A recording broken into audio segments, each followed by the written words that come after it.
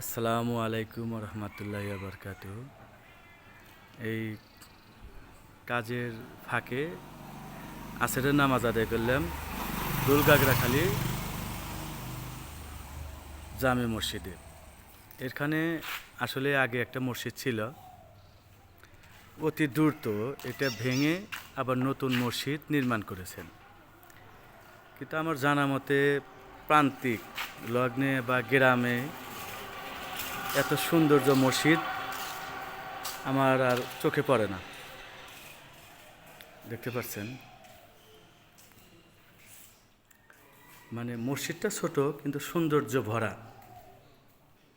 দেখেন, এটা ওটার সিঁড়ি, মানে আসলে আপনারা না আসলে দেখতে বুঝতে পারবেন না, অসাধারণ।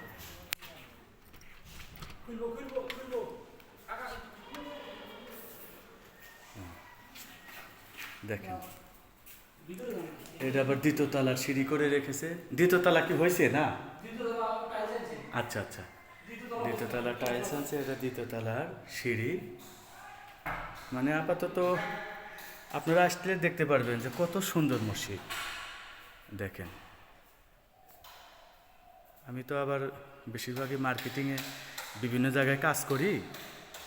দেখতে পাচ্ছেন, মানে অপরূপ সুন্দর মসজিদ। দেখেন, আসলে নামাজ আদায় করলাম, নামাজ শেষ। এই যে কাকুদের একটু অনুরোধ করলাম যে একটু ভিডিও নেব, লাইটগুলো জ্বালিয়ে আমি একটু ভিডিও নিচ্ছি।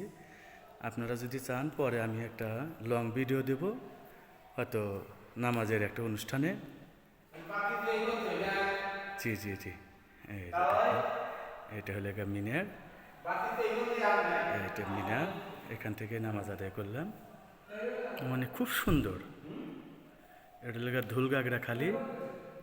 আচ্ছা, এই যে ছোট মসজিদ, মানে অসাধারণ সুন্দর। দেখছেন, এটা হলো প্রবেশদ্বার, অনেক সুন্দর দরজা। এই যে এটা মেইন ফটক, দরজা আটকানো। এটা মেইন ফটক। এটা আপনি এই এই দরজার এই পাশে দাঁড়ান। এই যে আমি একটু কাকা লিবে দেন, বন্ধ করে দেন। আচ্ছা ভাই, এখানে তো একটা পুরান মসজিদ ছিল, আমি তো সচরাচর যাতায়াত করি, কিন্তু এই এত দ্রুত টাইমে যে পুনর্নির্মাণ মসজিদটা করলেন, এটা মানে কার সহযোগিতা এবং কে করে দিলে এই মসজিদটা? এটা হচ্ছে আমাদের গ্রামের মৃত জনাব কামরুল হাসান হিম। উনি যখন বেঁচে থাকতে দুবাই বিভিন্ন ব্যবসা প্রতিষ্ঠানের কাজে যে দুবাই যাইত, দুবার এই মসজিদ সে এখানে করে দিতে চাইয়ে আমাদের এখানে 2 তলা মসজিদ ছিল, তখন গ্রামবাসী প্রস্তাব দিল ভাঙার জন্য। তো ভাঙার পর উনি যখন যেদিনকে মসজিদ ভাঙবার উদ্বোধন করবে, ঠিক তার আগের দিন শুক্রবার সকালবেলা তিনি ইন্তেকাল করেন। তো ওনার যে কথা দিয়েছেন এটা গ্রামবাসী সবাই জানে, আত্মীয় সবাই জানে। ওনার পরিবারের পক্ষ থেকে এই মসজিদটা পুনর্নির্মাণ করে দিয়েছে অনেক ভাই বাবা। আচ্ছা, আমি বুঝতে পারছি যে হিম সাহেব আপনাদেরকে কথা দিয়েছিল, কিন্তু উনি নির্মাণ করে যেতে পারেন না। যেদিনকে ভাঙবে সেদিনকে। জি জি জি, আচ্ছা, এটা মানে একটা মানে আত্মার একটা ধাক্কা দিল আর কি, এরকম ব্যাপার। যেমন মোহাম্মদ আজির হসপিটালটা উনি করেছেন, উনি উদ্বোধন করতে পারেনি। ঠিক এই মসজিদের প্রতিশ্রুতি দেওয়ার পরে যেদিন ভাঙ্গা শুরু করছেন, উনি তখন মারা গেছে। এখন আজ পর্যন্ত যত টাকা খরচ হয়েছে সম্পূর্ণই জি জি তার জি। অ্যাকাউন্টে। ও, উনি একান্তই পরিবার, মানে এখানে একটা কথা বলা যায় যে ওনার পরিবার ওনার কথাটা রেখেছে।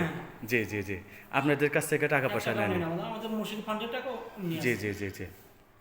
ও, তা আপনারা ওনার জন্য কি দোয়া করেন ইনশাল্লাহ? অবশ্যই সারা গ্রামের, মানে জি জি জি নক্ষত্র ছিল, উনি মারা যাওয়াতে আমার অনেক ক্ষতি হয়েছে আমাদের। জি জি জি জি, দোয়া করি, দোয়া করি। তবে আমার কাছে মনে হয় যে ওনার পরিবাররা যদি আপনার ওনার হিম সাহেবের কথা যদি রেখে থাকে, ওনারাও চাইলে আপনাদের গ্রামে উন্নত বা অনেক মূল্যবান কোনো প্রতিষ্ঠান করতে পারবে। জি জি জি, ওনার 2টা মেয়ে না? আচ্ছা আচ্ছা, জি জি জি। আমি আসলে বেশ কয়েকদিন ধরে নামাজ আদায় করতে চাই, পারি না। কিন্তু মসজিদটা আমার কাছে খুব দারুণ লাগে, কারণ আমাদের গ্রামে মসজিদ আছে 3-4টা, মানে এত ছোট মসজিদ, এত সৌন্দর্য আর কোথাও আমি পাই না। তবে আপনাদেরকে অনেক ধন্যবাদ। নামাজের লগ্নে আপনাদের সাথে একটু কথা বললাম। আপনাদের মাধ্যমে সবাই জানতে পারবে এবং আশা করি যে আমার ফ্রেন্ড যারা আছে তারা এসে নামাজ কালাম আদায় করবে এবং জানতে পারবে যে মসজিদটার মূল রহস্যটা কি। ছোট হোক, জি। দেখবেন না বাংলাদেশে না, অনেক অনেক সুন্দর গেট আপ আছে মসজিদে। তবে আমি একটা শর্ট ভিডিও নিলাম, আবার কোনো দিন আসলে 4 সাইডে একটা ভিডিও নিয়ে আমি আবার ছেড়ে দিব। ধন্যবাদ আপনাকে। আসসালামু আলাইকুম।